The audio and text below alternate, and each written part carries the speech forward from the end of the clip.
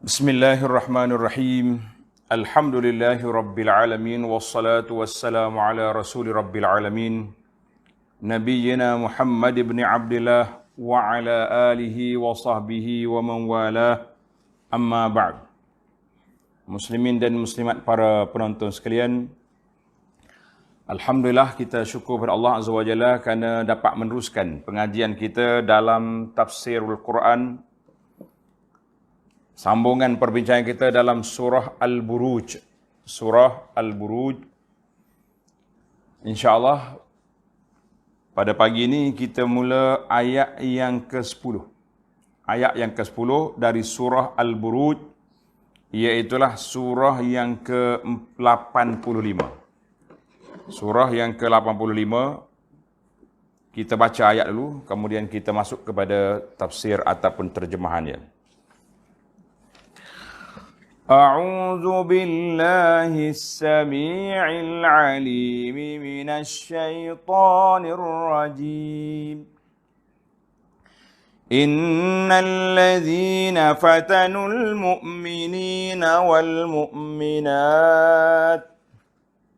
ثم لم يتوبوا فلهم عذاب جهنم ولهم عذاب الحريق إن الذين آمنوا وعملوا الصالحات لهم جنات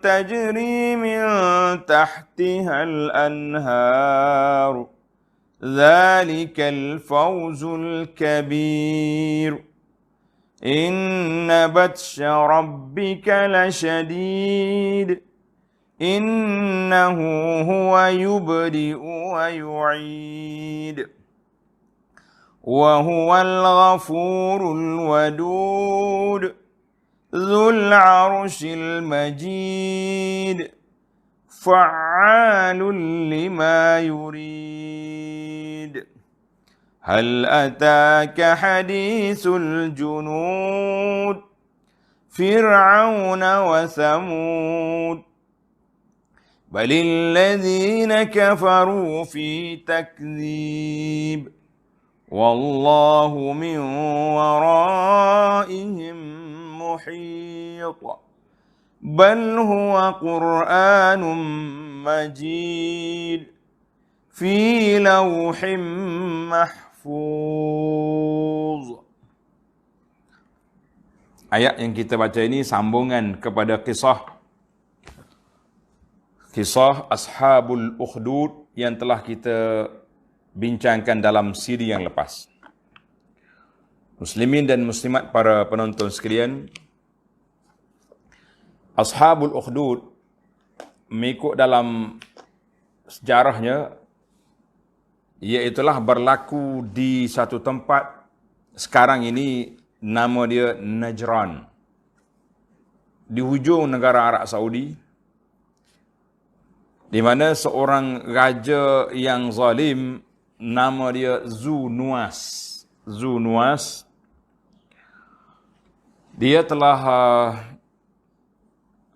membunuh orang-orang yang beriman kepada Allah Azza wa Jalla, sebagaimana yang telah kita bincangkan dalam kisah Abdullah ataupun disebut dengan nama Wadda', yang pergi belajar ilmu sihir, dihantar oleh kerajaan. Akhirnya dia berjumpa dengan seorang rahib, seorang padri, dan dia beriman kepada Allah Azza wa Jalla.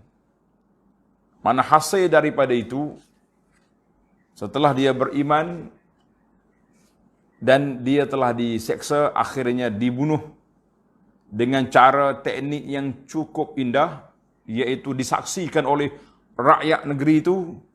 Dan apabila dia dibunuh, dengan perisytiharan daripada raja, Bismillahi Rabbil Ghulam, menyebabkan telah membuka mata masyarakat bahawa yang mampu mematikan budak ini bukan kuasa raja, bukan ahli sihir, tapi dengan nama Allah. Maka pada ketika itu semuanya kata, amanna bi Rabbil Ghulam, kami beriman dengan Tuhan budak ini. Tak percaya lagi dengan tokek dia, dengan bos dia, tak percaya dah. Maka para jemaah sekalian, bila berlaku sedemikian, raja marah.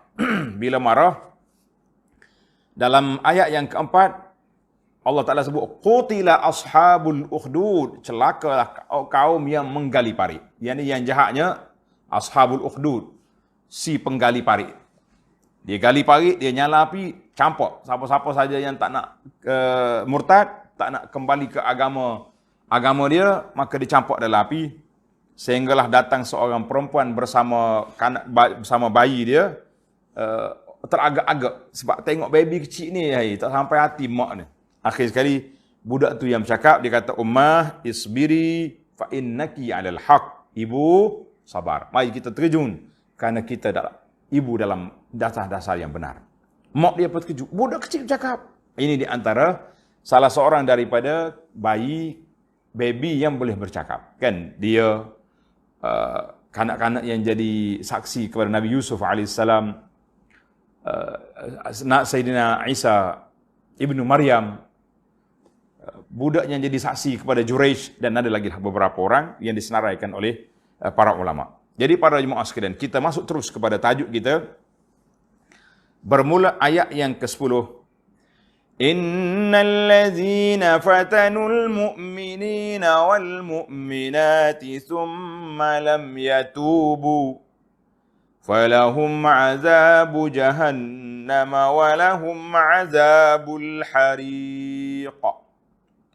Sesungguhnya orang-orang yang menimpakan bencana untuk memesongkan orang-orang lelaki yang beriman dan orang-orang perempuan yang beriman. Dalam ayat ini Allah sebut dua kali.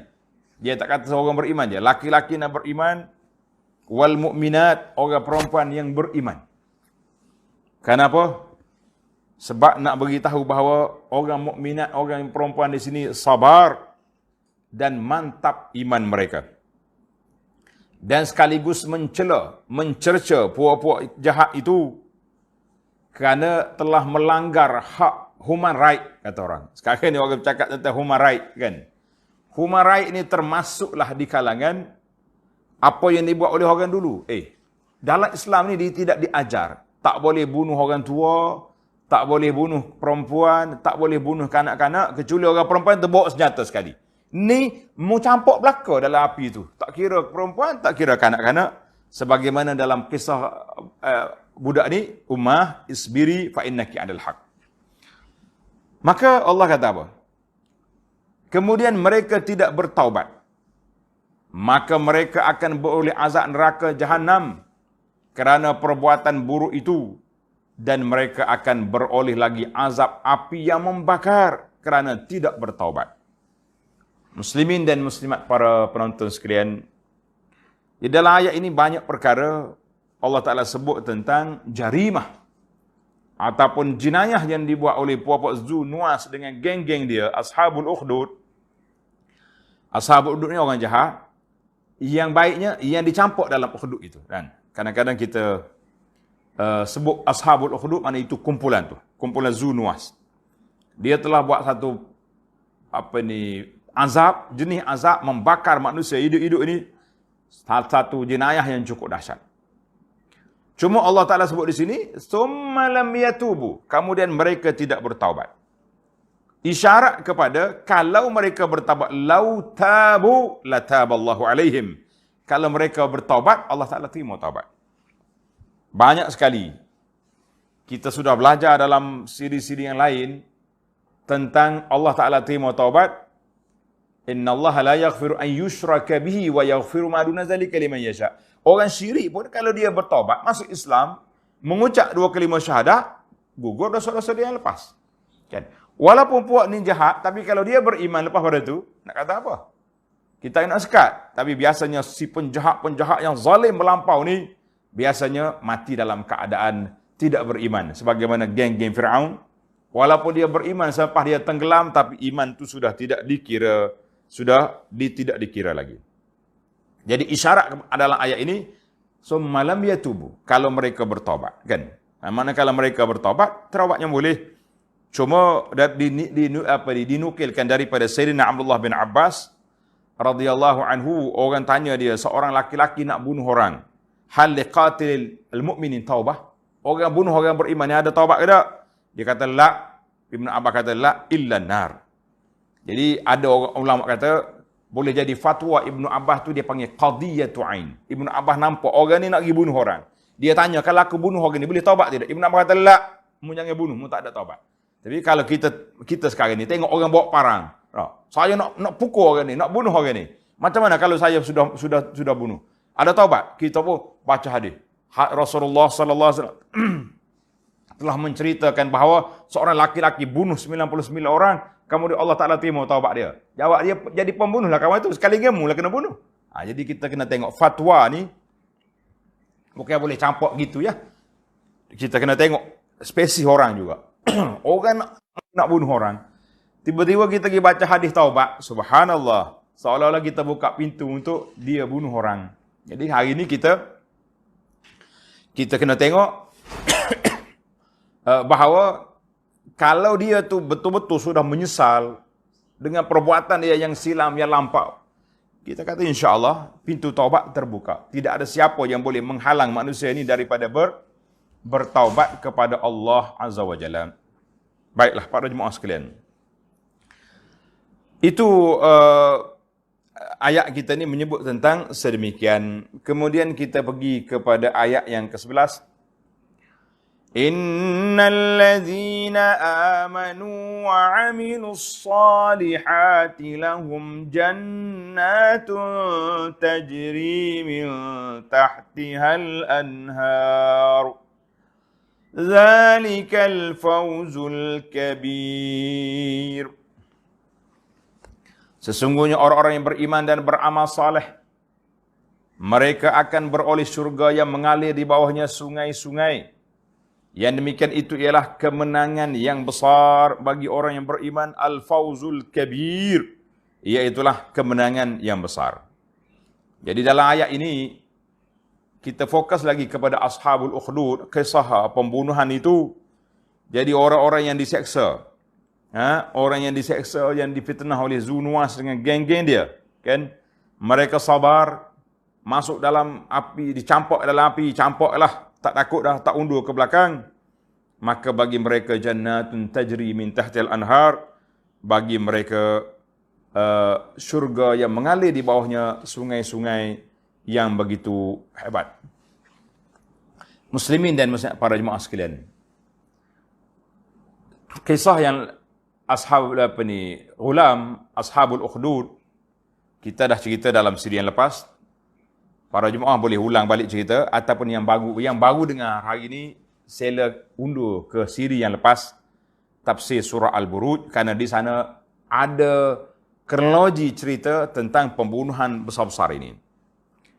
Baiklah, sebagai penutup kepada kisah ashabul ukhdud, ada beberapa pengajaran durusun mustafad. Beberapa pengajaran yang kita dapat ambil faedah daripada mana? Daripada kisah besar ini. Yang pertama, at-tanfir minal udwani 'alan nas.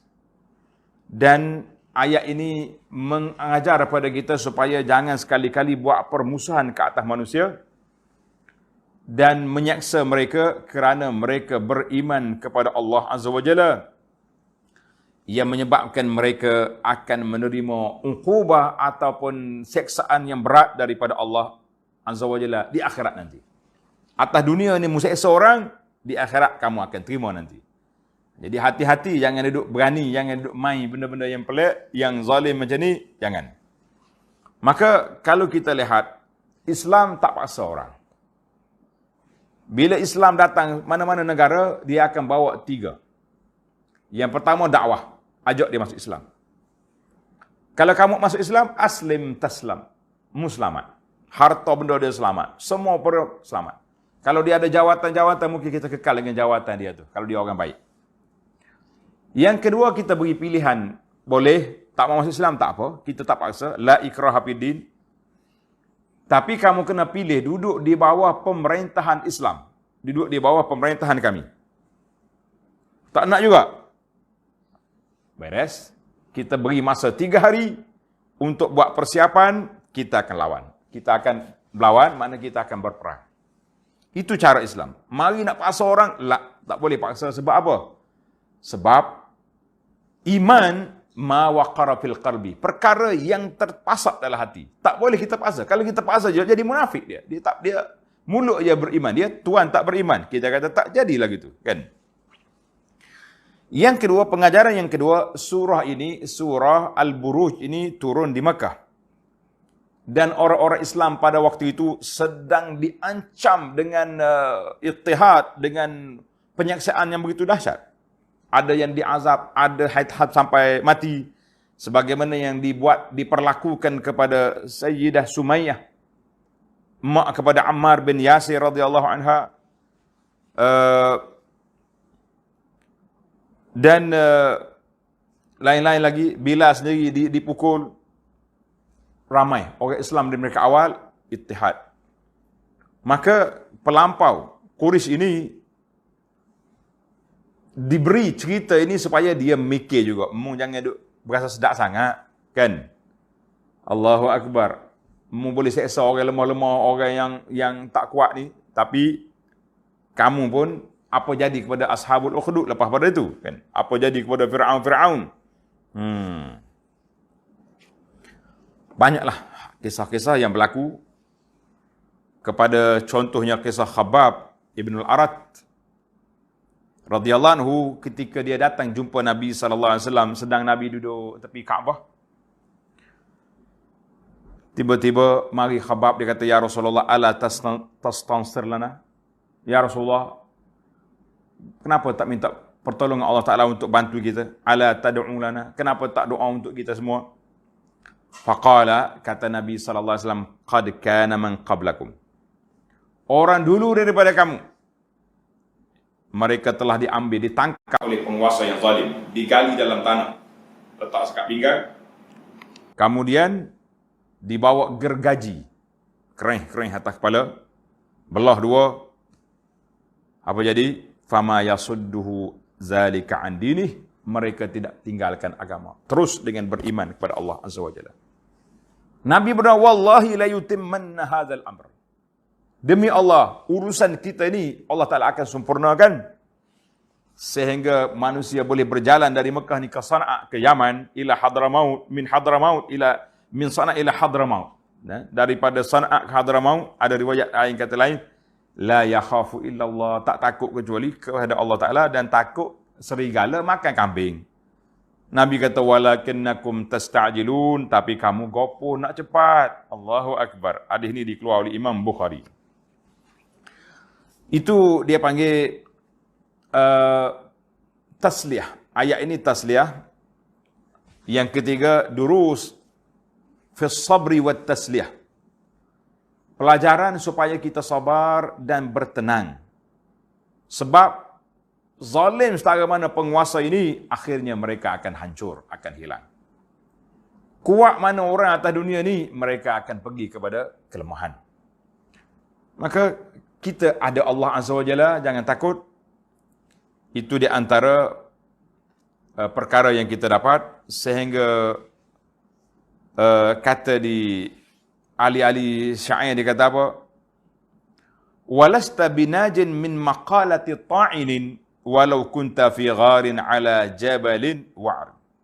Mu tak akan lepas daripada kata-kata orang, celaan orang, memburuk engkau, walaupun kamu duduk dalam gua di atas bukit yang tinggi. Ada juga orang kata, dia duduk betapa dalam gua, tak ada kerja.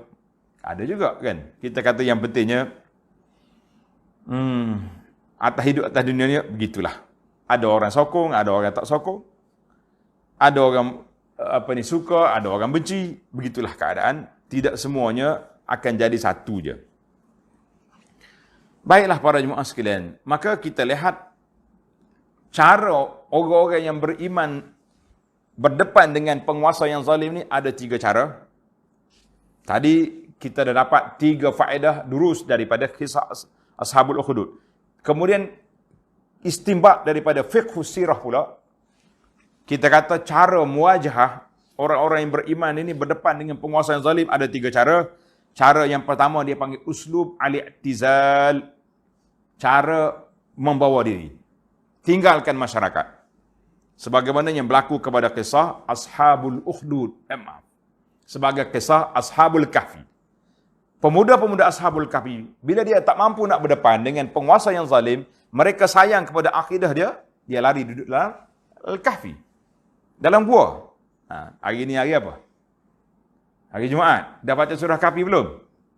Kalau tak baca lagi, lepas ni jangan lupa baca surah Al-Kahfi. Kan? Cerita Ashabul Kahfi ni besar. Maknanya kalau orang yang tak mampu nak berdepan dengan penguasa yang zalim, bawalah diri pergi duduk dalam betapa dalam gua-gua mana, itu dia panggil i'tizal kulli. Maknanya lari sungguh. Allahu Akbar. Ada Nabi kita sallallahu alaihi wasallam ditanya, rajulun yujahidu fi sabilillah mali wa masli. Siapakah orang yang afdal? Nabi kata orang afdal, orang yang baik itu orang yang berjuang pada jalan Allah Ta'ala dengan harta benda, dengan jiwa dia sendiri. Pergi mati. Qala summa man, siapa pula lepas tu?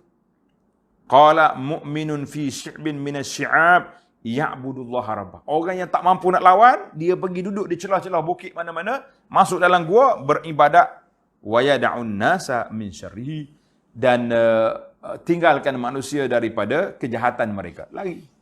Hadis ini dalam Bukhari dan Muslim daripada Abi Sa'id. Itu golongan yang pertama.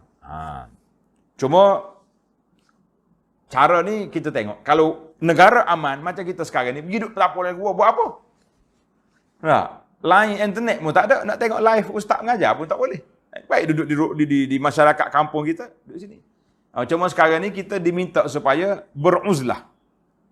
Macam kita ni panggil i'tizal juz'i. Beruzlah seketika. Kita ambil peluang untuk ni, kan. I'tizal juz'i, beruzlah satu bahagian, kita bukan lari semua, cuma kita lari daripada tempat-tempat yang tidak baik. Tengok kumpulan tak baik sini, kita duduk lari. Cari tempat-tempat yang boleh baik, kan, insya-Allah. Baik. Cara yang kedua, ada kumpulan-kumpulan yang semangat, dia panggil al-muwajahah wal musadamah, berlawan terus. Kalau dalam umat ini terjadi kepada geng-geng khawarij. Kelompok khawarij, lawan. Zaman kita hari ni, dia panggil puak IS. Puak IS ni panggil dalam bahasa dia panggil puak irhabi ni. IS. Ini puak lawan terus ni. Dia tak kira dia bom sana sini. Itu bukan daripada ajaran Islam. Jangan lagi tempel puak-puak ni kepada pendakwah-pendakwah yang mukhlis. Ada. Kemudian yang ketiga, barulah mari dia panggil uslub al-mudafa'ah, mempertahankan diri, kita cuba berlawan. Allah Ta'ala sebut dalam Quran, walaula daf'ullahin nasa ba'duhum li ba'din. Kalau tidak ada tolak-menolak, mana perlawanan di antara manusia sama-sama mereka, yang engkar kepada golongan yang derhaka, kan? Maknanya, mesti ada perlawanan. Sunnatul mudafa'ah tu kena ada. Jadi inilah yang dikatakan. Tapi sunnatul mudafa'ah memakan masa yang panjang, sebagaimana yang telah dicontohi oleh dia telah dibuat oleh Nabi kita Muhammad sallallahu alaihi wasallam. Nabi kita di Mekah 13 tahun penuh dengan ranjau dan duri, penuh dengan ancaman-ancaman. Maka kata Nabi sallallahu alaihi wasallam dalam yang hadis diriwayat oleh Imam Ahmad dan lain-lain, Imam Bukhari, daripada Imam Ahmad dan Bukhari fil adabil mufrad. Imam Bukhari kalau kata sahih lain, adab mufrad itu kitab lain. Jangan bertukar. Apa dia kata? Daripada Ibnu Umar radhiyallahu anhuma, qala sallallahu alaihi wasallam, al-mu'minu alladhi yukhalitun nas. Orang beriman yang bercampur dengan orang. Wa yasbir ala azahum, dan kita sabar di atas kerana mereka menyakiti. Kita ajak dia kepada baik, mereka lawan kita, mereka menyakiti, mereka fitnah pada kita, macam-macam. Khairun minal ladzi la yukhalituhum, lebih baik daripada orang yang menyendiri. Duk dia seorang, selamatlah dia. Wala yasbiru ala azahum, dan mereka tidak sabar di atas kerana perbuatan manusia. Jadi kita kena tengok. Ada orang yang boleh sabar, teruskan perjuangan, kita kata kita akan teruskan. Ada orang yang tak boleh sabar, kita kata tak apalah, awak tak boleh sabar, awak pergilah dengan cara yang tersendiri. Jadi itu dia panggil fiqhus sirah, yang kita boleh belajar daripada kisah Ashabul Ukhdud. Baik, muslimin dan muslimat, kita teruskan pengajian kita. kepada ayat yang ke-12. Sebab kita ni kalau ambil setempat je tak berjalan kita punya tafsir kan. Kita nak ayat 12. Inna batsha rabbika lasyadid. Sesungguhnya azab Tuhanmu terhadap orang-orang yang kufur engkar itu sangat dahsyat. Ingat baik. Sesungguhnya azab Tuhanmu terhadap orang-orang yang kufur engkar amatlah berat. Al-batsu di sini dengan mana al-akhzu. Allah Ta'ala akan ambil. Batsha rabbika. Tuhan ambil tindakan. Ambil tindakan azab ke atas orang-orang yang derhaka. Jangan main-main. Maka kita tengok tempat-tempat yang Al-Quran Karim sebut tentang al-batsu. Al-batsu biasanya dia berkait dengan kehidupan dunia kecuali 3 tempat. Tanda tuan-tuan. Ini dipanggil tadabbur. Yang tempat yang satu, tempat yang pertama ni, ayat 12 surah Al-Buruj, inna batsha rabbika lasyadid. Maknanya tindakan yang Allah Ta'ala ambil ke atas puak-puak zalim ini, dia panggil al-uqubah fid dunia, seperti berlakunya zalazil, gempa bumi dan azab yang turun dari langit ataupun mereka tenggelam dalam air. Dan ada juga azab itu bats fil akhirah dengan tindakan yang Allah Ta'ala akan kenakan ke atas mereka. Yang kedua, ayat surah Ad-Dukhan, yauma nabtishul batshatal kubra inna muntaqimun. Jadi ada ulama katakan batshal al-kubra di situ dalam dunia, iaitulah dalam peperangan Badar. Mana orang kafir atas dunia lagi kena azab, dan azab di akhirat sudah pasti sebab dia mati dalam keadaan kafir. Yang ketiga, walaqad anzarhum batshatana fatamarau bin nuzur. Jadi Allah Ta'ala telah beri amaran pada mereka, tindakan yang kita ambil, tapi mereka buat juga. Maka itu dia panggil surah Al-Qamar ayat 36. Jadi qala batsha rabbika, disebut sini inna batsha rabbika, tindakan yang Tuhanmu terhadap orang kafir. Sebab apa? Kerana surah itu surah Makkiyah. Ayat ini isyarat kepada puak-puak kafir yang duduk khianat kepada orang beriman. Duduk khianat kepada orang beriman, jangan main-main. Dan kaitan cerita Ashabul Ukhdud dengan puak kafir Quraisy ni lebih kurang. Cuma keganasan Ukhdud tu lagi dahsyat. Sebab apa? Sebab dia boleh sampai mereka buat parit untuk nak bakar orang-orang yang beriman. Tapi Quraisy tak sampailah sampai mereka tu kan. Allahu Akbar. Baik, kita pergi kepada ayat yang ke-13. Innahu huwa yubdi'u wa yu'id. Sesungguhnya dialah yang menciptakan sekalian makhluk pada mulanya dan yang mengembalikannya hidup semula sesudah mati. Kita ni mula-mula dulu tak ada, Allah Ta'ala hidupkan kita. Kan? Allah Ta'ala sebut al-bad'u wal-i'adah. Dalam Quran biasanya takbir kepada al-khalqu, penciptaan. Allah Ta'ala kata, wa huwal ladzi yabda'ul khalqa summa yu'idu ay yuhyi wa yumit. Masya-Allah tabarakallah. Jadi ayat kita ni Allah kata huwal ladzi yubdi'u wa yu'id. Dia yang mula dulu penciptaan makhluk dan dia akan kembalikan makhluk ini hidup semula bila setelah mereka melalui proses kehidupan atas dunia dan duduk di alam barzah buat seketika, kemudian dia akan bangkit semula. Di antara makna yubdi'u wa yu'id ay al-haya la ta'riful istiqrar. Maknanya hidup ni bukan satu cara. Ada kalanya senang, ada kalanya susah, ada kalanya happy, ada kalanya tak happy.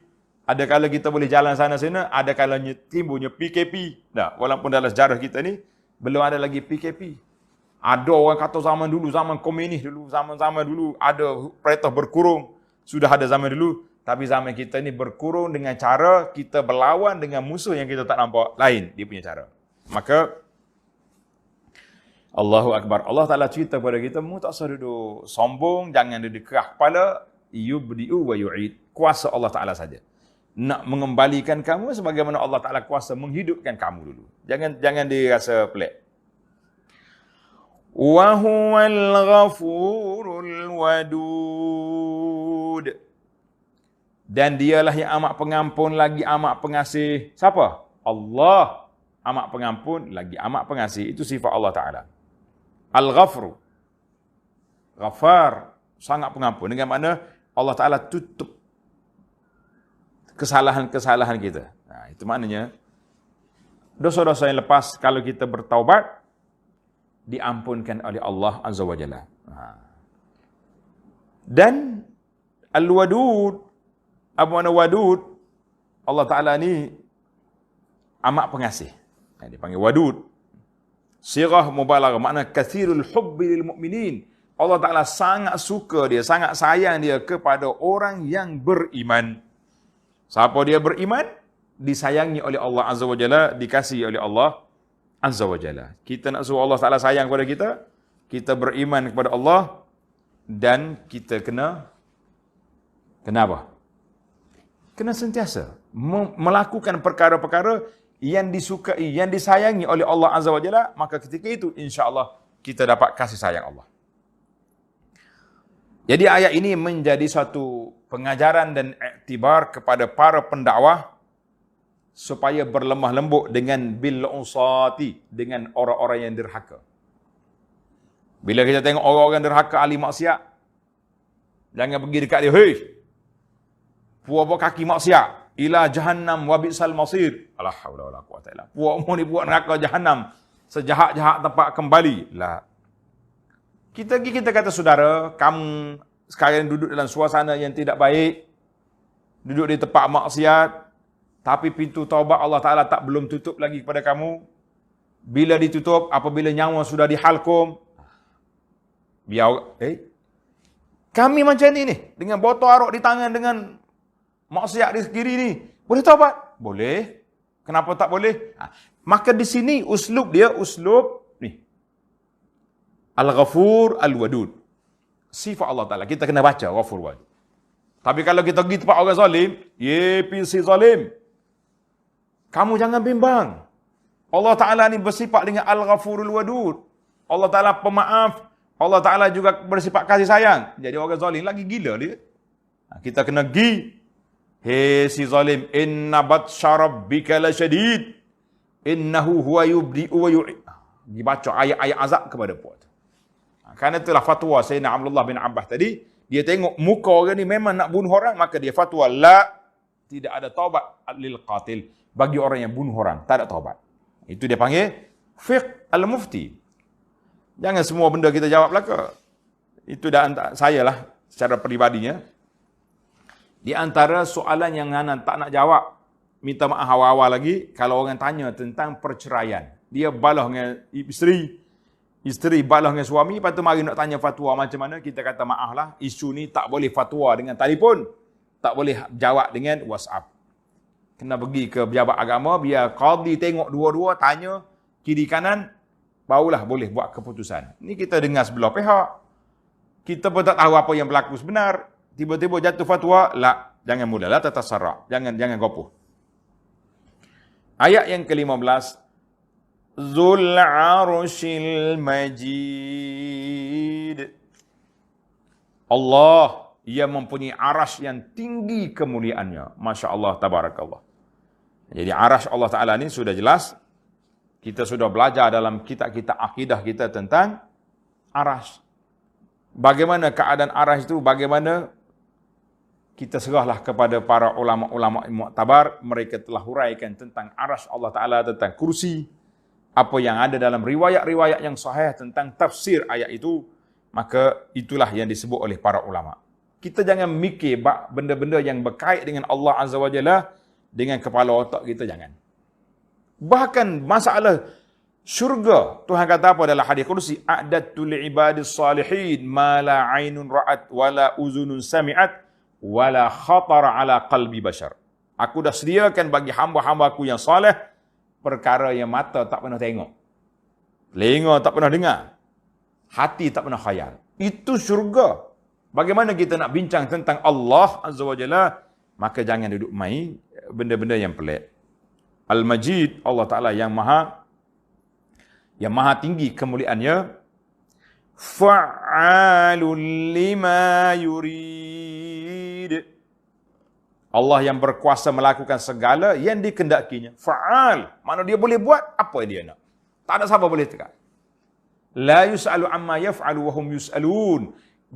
Tidak boleh ditanya, kenapa Tuhan buat gini? Tapi kita yang kena tanya, kenapa kamu tak ikut arahan? Dia kata, oh, Tuhan tak boleh tanya. Tak boleh tanya, kita kena cari hikmah. Kenapa Allah buat? Ni orang tanya ni, apa masalahnya Tuhan ni? Kenapa pergi buat COVID ni? Susah orang, kita kata Masya Allah, Tabarakallah. Hikmah kita tak nampak. Mungkin tak nampak hari ni. Mungkin selepas berlakunya peristiwa COVID-19 ni, kita akan tengok apa benda hikmah yang terserlah. Dan mungkin lepas 5 tahun nanti baru kita nampak. Oh, Masya Allah, Tabarakallah. Nah, sekarang ni, kita tak nampak. Ada orang yang dah cuba-cuba tulis buku. Fake Corona. Sudah ada. Dia buat. Fake Corona tu dari sudut solatnya, dari sudut tak boleh solat Jumaatnya. Kan? Orang selalu masyarakat kita ni duk ingat 3 kali Jumaat tak pergi, masalah. Jadi kita kata sekarang ni, 10 kali Jumaat pun buat macam mana? Kalau benda berlaku ni bahaya, menyebabkan jaga nyawa manusia itu kematian, kita kata kita tak pergi solat Jumaat, ya, tapi kita solat Zuhur. Kita tak solat berjamaah di masjid, tapi kita solat di rumah bersama keluarga di saat ini. Ni ada orang tulis dah. Berasa sedap pula semaya dengan di rumah dengan keluarga. Jangan kata jangan buat gitu. Habis corona ni kena pergi masjid balik. Orang lelaki-lelaki utamanya kan. Maka jangan kita buat. Dalam ayat ini mempunyai rahsia yang tersendiri. Iaitulah kita nak isbat. Allah Ta'ala mempunyai qudrat. Al-iradah. Mempunyai kehendak. Allah Ta'ala dia nak. Dia akan buat. Masya Allah. Tabarakallah. Kita berpindah kepada ayat yang ke-17. Hal ataka hadisul junud. Sudahkah sampai kepadamu wahai Muhammad sallallahu alaihi wasallam perihal kebinasaan yang telah menimpa kaum-kaum yang menentang rasul-rasul dan utusan kepada mereka. Siapa dah kepada kamu? Siapa dia waktu tu? Jadi cerita ni pun munasabah dengan ashabul ukhdud juga. Fir'aun wa Samud. Mereka itu ialah kaum Fir'aun dan kaum Samud. Apa dia kaum Samud ni? Kaum Nabi Saleh. Kaum Nabi Saleh. Ada riwayat daripada Ibnu Abi Hatim. Dia kata apa? Ketika Nabi SAW baca ayat ini, Nabi jawab, Naam, qad ja'ani. Kan dia tanya, hal ataka, adakah sudah sampai kepada kamu? Nabi kata, Naam, ya, qad ja'ani, sudah sampai. Nih, cerita sudah ada dalam Quran. Masya Allah. Khabar sudah ada. Kenapa disebut dengan nama Al-Junud? Dia tak sebut nama seorang-seorang. Mu cerita Fir'aun ada. Junud tu maknanya kelompok. Sekumpulan. Kumpulan mana? Kumpulan Fir'aun. Kumpulan Samud. Biar kaum Nabi Samud hari ini kalau tuan-tuan suka berjalan, dia panggil Al-Ula. Dekat Madain Saleh tu, ada di sana tempat perkampungan negara mereka masih ada sekarang. Orang panggil Madain Saleh. Kita pergi kepada Al-Ula, ataupun daripada Al-Hijr. Dalam Quran pun ada sebut cerita mereka ini. Dan kita akan tengok kesan-kesan sejarah. Tapi tempat-tempat begini tidak digalakkan untuk ziarah, kecuali kita masuk dalam keadaan menangis, kata Nabi SAW. Siapa dia buat tu? Fir'aun wa Samud. Balil ladzina kafaru fi takdzib. Kaummu, wahai Muhammad SAW. Buat kurih apa kurang. Bukan sahaja menolak ajaranmu, bahkan orang-orang yang kafir itu terus tenggelam dalam keadaan mendustakan kebenaran. Puak kafir ini kerja dia mendustakan kebenaran, mendustakan ajaran Nabi sallallahu alaihi wasallam. Wallahu min waraihim muhit. Sedang Allah Ta'ala dari belakang mereka melingkungi mereka dengan kekuasaannya. Maknanya, lepas pada ni, semuanya muhit, duduk dalam lingkungan kuasa Allah Azza wa Jalla. Mereka tidak akan terlepas sama sekali. Allahu Akbar. Mu jangan duk sombong. Jangan duk agah. Jangan duk kata orang. Bal huwa Qur'anun majid. Sebenarnya apa yang engkau sampaikan kepada mereka bukanlah syair. Puak kurih kata, ini ahli syair ni. ataupun perkara sihir. Kan dia tengok mukjizat Nabi, dia kata sihir. Dia tak kata mukjizat. Bahkan ialah Al-Quran yang tertinggi kemuliaannya. Fi lauhim mahfuz. Lagi yang terpelihara dengan sebaik-baiknya pada lauhil mahfuz. Quran ini, Allah Ta'ala sebut sifat dia apa dia? Mahfuz, makna terpelihara. Terpelihara daripada apa? Mahfuz minal ziyadati wan naqs. Terpelihara daripada tambah ataupun pengurangan. Tak ada. La ya'tihil batilu min baini yadayhi wala min khalfihi. Tak ada benda batil, benda karut dalam Quran. Sama sekali tidak ada. Masya Allah, tabarakallah. Ada juga mengatakan mahfuz, terpelihara daripada ditengok oleh orang, kecuali orang yang diizinkan oleh Allah Azza wa Jalla. Siapa dia?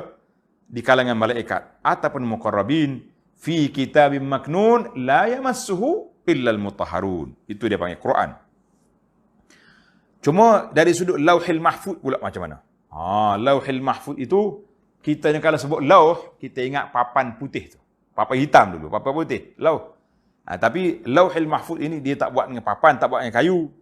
Sebagaimana ada riwayat daripada Abdullah bin Abbas, ada riwayat kata min yakut daripada permata. Tapi riwayat dia ni sanaduhu dhaifun jiddan. Kita kata wallahu alam, apa yang Allah Taala nak buat, yang pentingnya lauhil mahfuz itu tempat tulisan yang terpelihara, segala catatan amalan sudah berada di situ. Masya Allah, tabarakallah. Alhamdulillah, binikmatihi tatimmus salihat. Tamaklah perbincangan kita dalam surah Al-Buruj. Habis surah Al-Buruj, kita akan pergi pula kepada surah At-Tariq, insyaAllah, dalam siri yang akan datang. Jadi muslimin dan muslimat para jemaah sekalian, tamaklah perbincangan tafsir kita untuk kali ini. InsyaAllah kita sambung lagi dalam siri yang akan datang.